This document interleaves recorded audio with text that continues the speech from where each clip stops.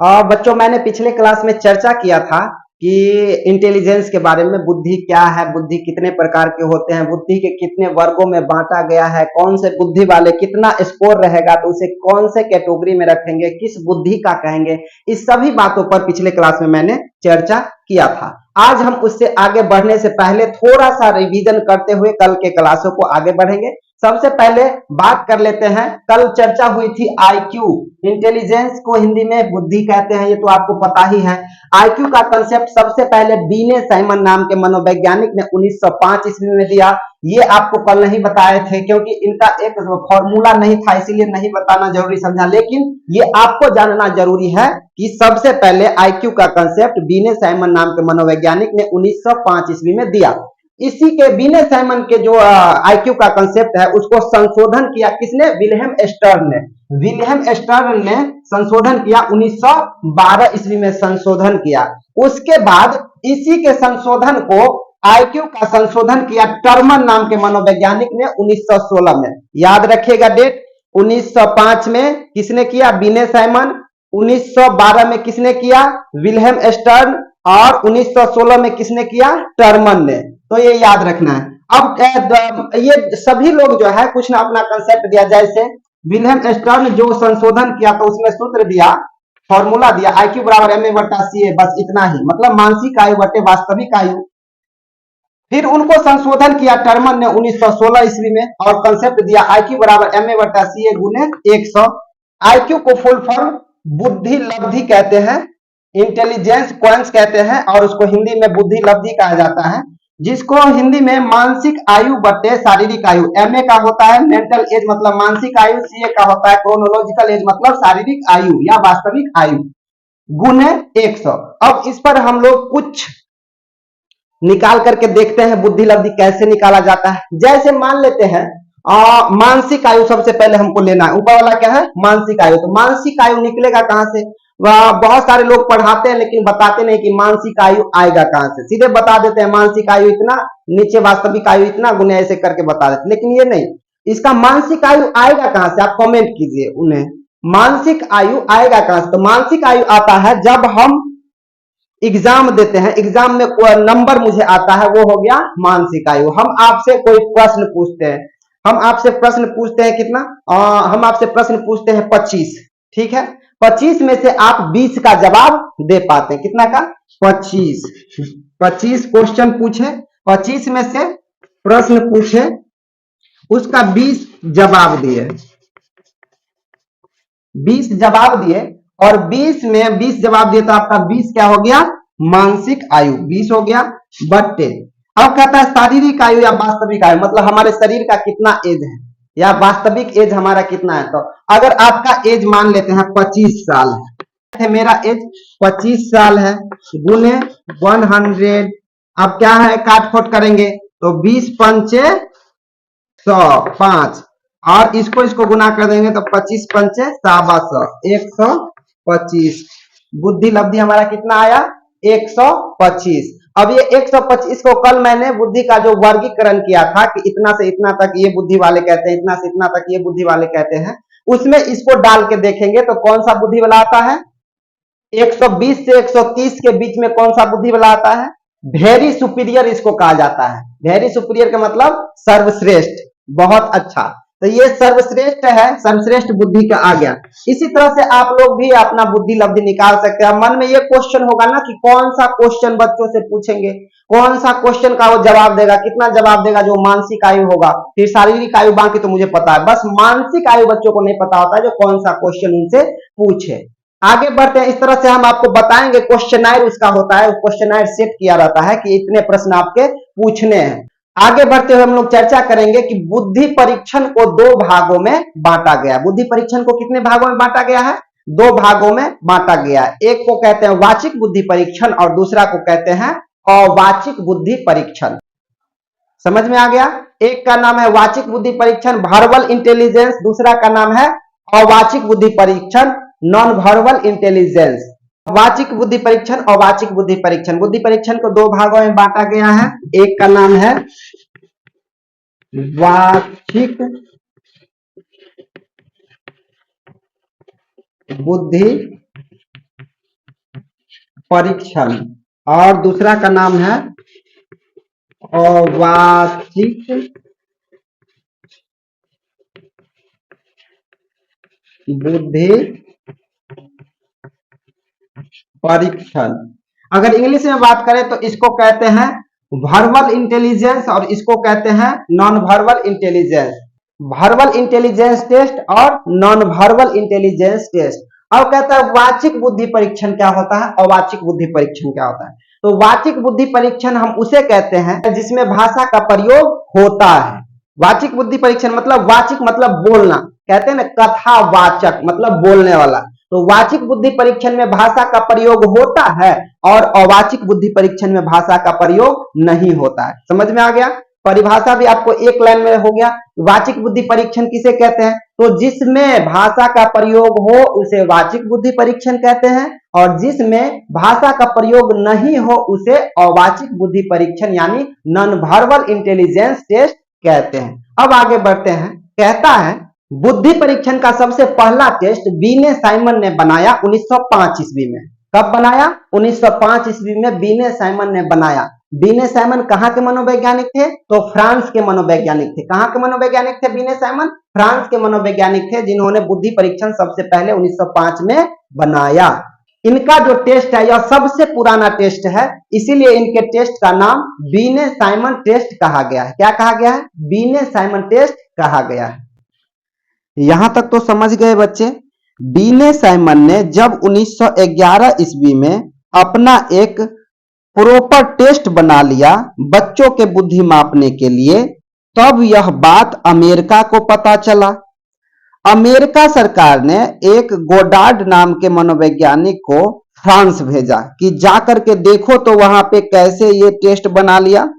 France भेज दिया सीखने के लिए, और जब सीख कर आया तो गोडार्ड ने उसी परीक्षण को अमेरिकी भाषा में परिवर्तन कर दिया, कन्वर्ट कर दिया।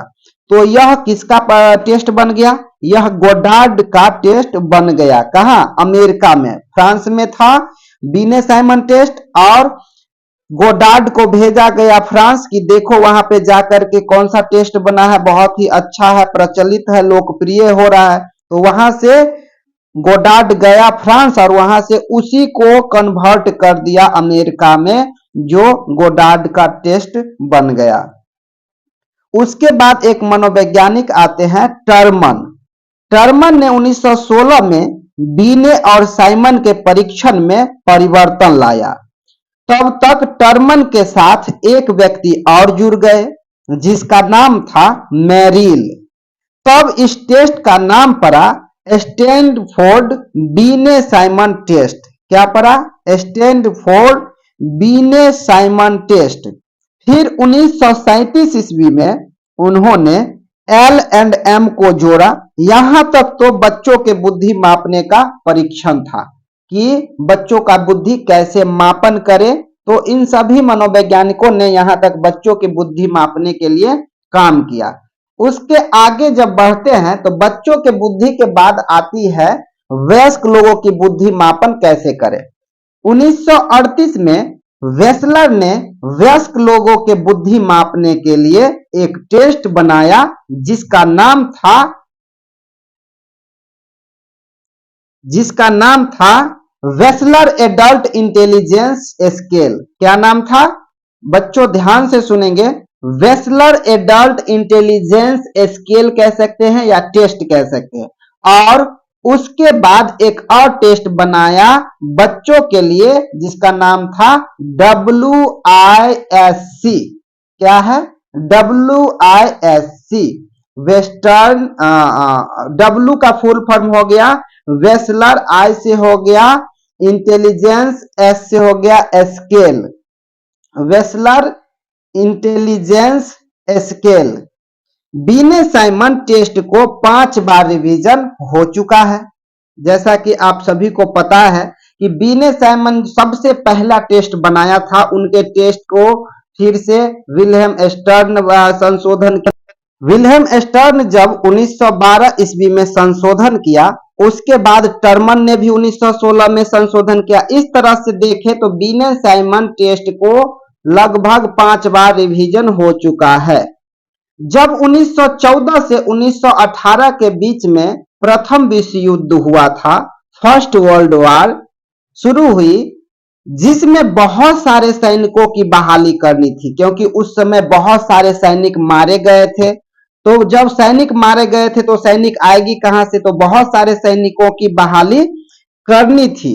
सैनिकों की बहाली जब करनी थी तो उसके बहाली के लिए एक टेस्ट बनाया गया, जिसमें पढ़ा लिखा लोगों को और बिना पढ़ा लिखा लोगों को बहाली करना था, क्योंकि बहुत ज्यादा सैनिकों की कमी हो गई थी। बहुत सारे सैनिक हमारे मारे गए थे बहुत सारे देशों में। तो उस समय क्या हुआ कि सैनिकों की बहाली के लिए एक टेस्ट बना, जिसमें पढ़ा लिखा भी और जो पढ़ा लिखा नहीं है दोनों को टेस्ट लेकर के उसे बहाली करना था।